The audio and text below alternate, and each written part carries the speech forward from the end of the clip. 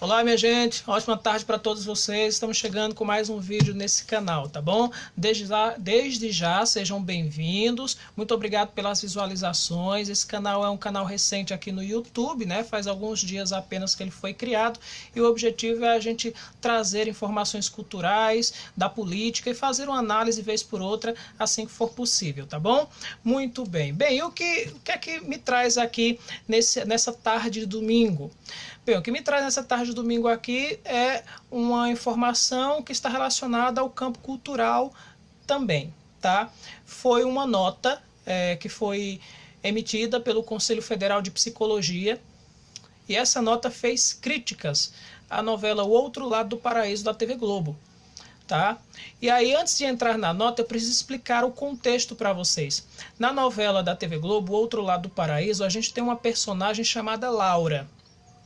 E a Laura tem traumas de infância, traumas esses que ela não consegue exatamente observar, analisar, né? Ela não sabe exatamente devido a que ela tem esses traumas. E é esses traumas aí da infância que estão dificultando, tá, o relacionamento mais íntimo dela com o esposo, com o qual ela acabou de casar recentemente, né, e não consegue manter relações com o esposo por causa desses traumas. Muito bem.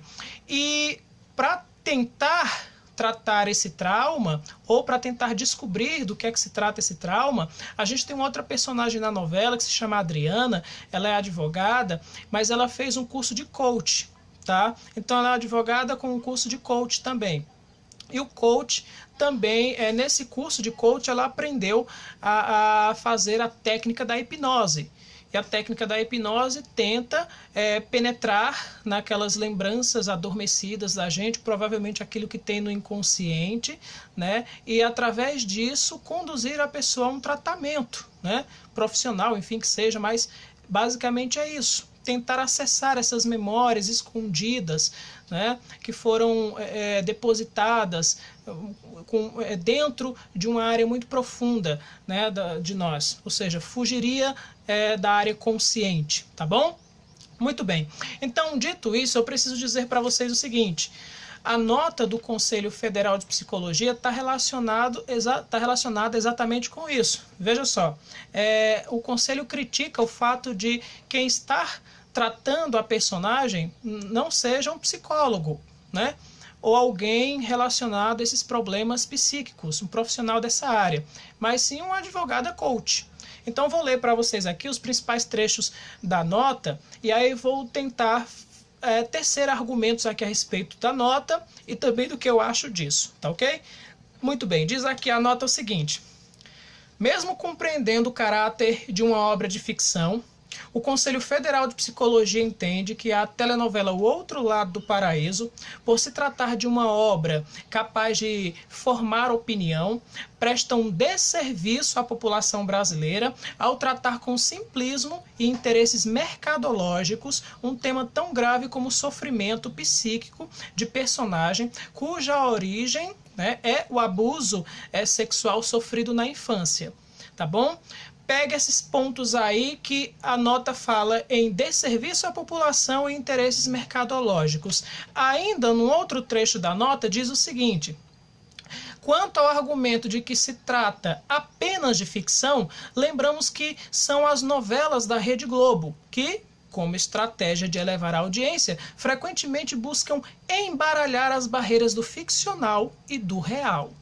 Fecha aspas. Muito bem, a gente pegou esses trechos aqui. Evidentemente a nota ela é um pouquinho maior que isso, mas a outra parte que faz com que essa nota seja mais robusta, falando da lei, de que a lei reconheceu, né, os profissionais da psicologia, né, como capazes e responsáveis por tratar essas doenças psíquicas, esses problemas psíquicos, etc. e tal, tá bom? E pede para que as pessoas não se iludam no final da carta e procurem um profissional da área para tratar qualquer trauma, tal qual o sofrido pela personagem da novela.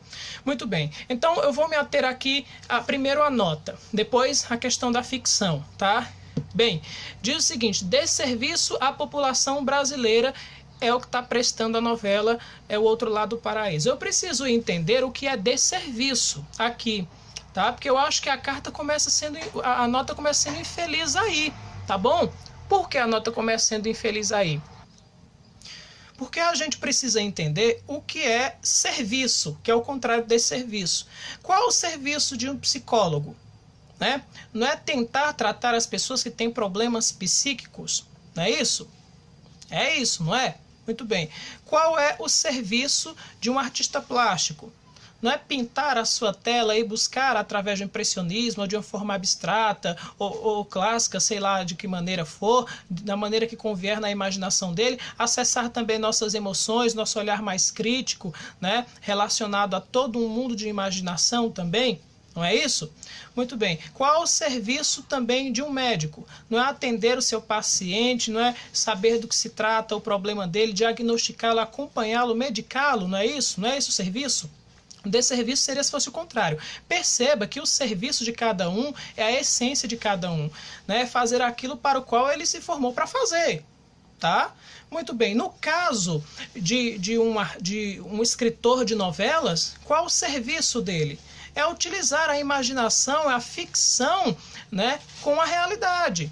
Tá bom? De maneira que fique bem claro uma coisa, gente. A gente tem que ter essa ideia de que a ficção, ela não é a realidade, mas é aquilo que poderia ser real, mas não é. É aquilo que o Aristóteles, né, vai chamar de mímese, ou mimese, se você preferir, ou seja, uma imitação da realidade. Como a imitação não sai exatamente do jeito da realidade, da maneira como a gente percebe na realidade, compreende? Muito bem, esse é o primeiro ponto que a gente tem que observar aí, tá certo? Então, um desserviço a gente já rechaça. Não é, porque a novela foi feita para mexer com a ficção, mexer com a imaginação, mostrar não exatamente a realidade, mas aquilo que poderia ser real, tá? Só para citar mais um caso, você nunca tomou um chazinho que alguém já passou para você? E essa pessoa não é médico, não é médica, né? Você não já fez isso? Muito bem, então veja, nós não poderíamos aceitar essa situação, mas acontece. No caso lá da personagem, né, ela está sendo tratada inicialmente por uma advogada que é coach, né, através de uma técnica de hipnose. É a forma que deveria ser feita na realidade? Não, mas nós estamos falando de uma ficção, e a ficção não trata da maneira como as coisas realmente são, né? Tá entendendo? Mexe com a imaginação, com elementos extra-imaginação que vão além também da realidade. Tá certo? É isso, primeiro ponto. Segundo ponto, interesses mercadológicos. A gente tem que entender o seguinte, qualquer pessoa que viva no mundo capitalista tem interesses mercadológicos, né? Qualquer pessoa, tá bom? Eu tenho interesse, por exemplo, ao gravar esse vídeo, de que você veja, de que você goste, de que você compartilhe, de que eu possa te ajudar de alguma maneira. Tenho um interesse nisso. Se isso puder originar uma outra palestra, ótimo para mim também, tá? Os psicólogos, eles têm interesse também. O artista, quando escreve seu livro, quando pinta sua obra, né, ele também tem interesse. Ele precisa vender aquilo, né, para que no retorno ele continue produzindo mais a sua arte, tá bom? O que é que faz, então, um fotógrafo tirar uma foto sua apenas sem compromisso? Não é interesse mercadológico? Esperando que você goste da foto e que depois retorne a ele, né? Contratando os serviços dele.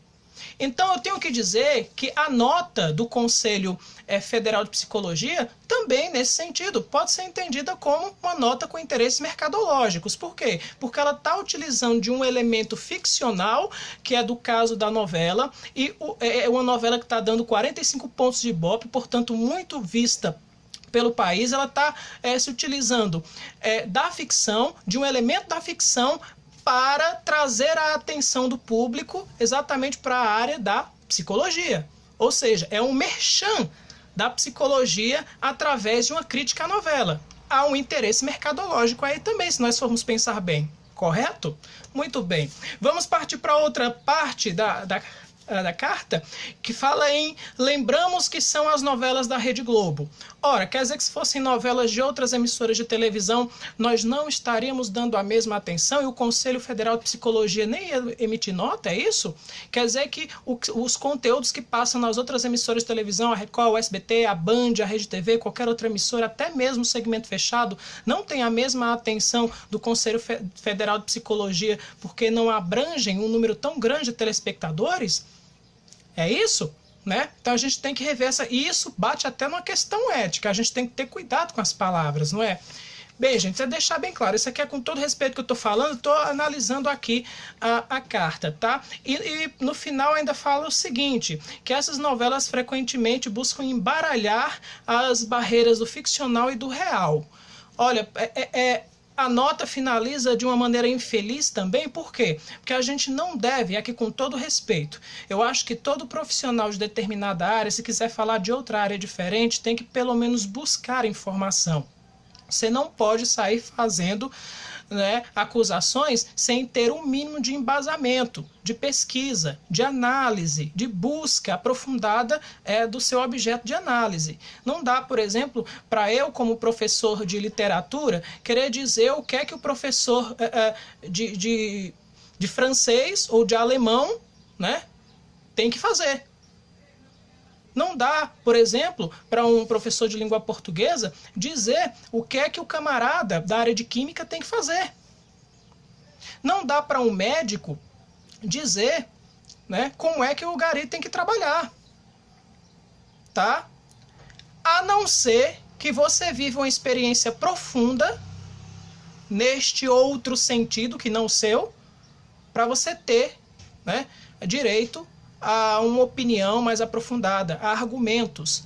Mesmo que não tenha vivido a experiência profunda, mas busque pesquisar, tá? Porque senão fica tudo dentro do campo da superficialidade, minha gente. Então vamos falar de ficcional, porque fala misturar as barreiras do real com o ficcional. Eu acabei dizendo antes, mas no início desse vídeo, que realidade e ficção às vezes se confundem mesmo. Né? Porque é o seguinte, como diria um crítico e poeta também chamado Ezra Pound, né? A literatura ela transcende, né, a realidade através de suas palavras e a gente pega então aqui através de seus contextos, tá bom? Através da plurissignificação da linguagem.